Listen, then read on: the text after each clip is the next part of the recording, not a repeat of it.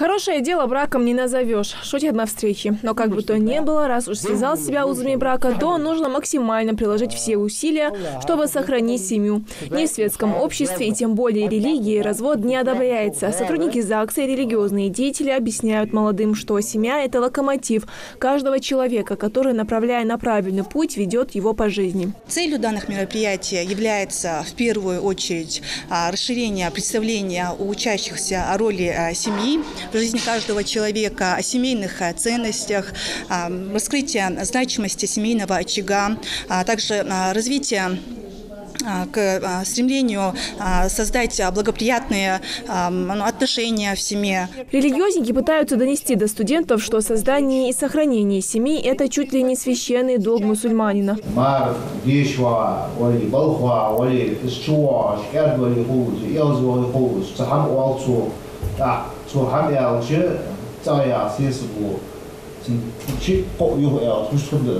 Рукоприкладство.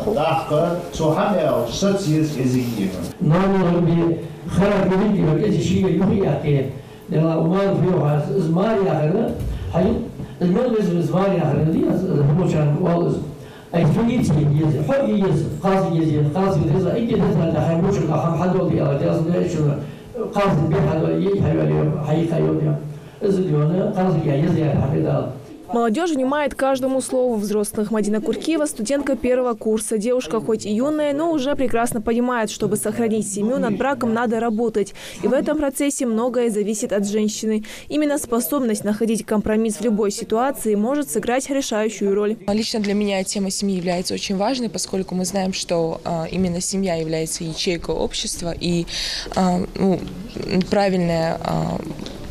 правильный выбор спутника по жизни – это тоже очень важно. Именно поэтому сегодняшнее мероприятие лично для меня показалось мне полезным и интересным. Поддержка и взаимопонимание – именно эти два атрибута являются главными в семейном кодексе. Значительную роль в создании семьи играют социальные сети. Точно так же они в основном и становятся причиной разводов.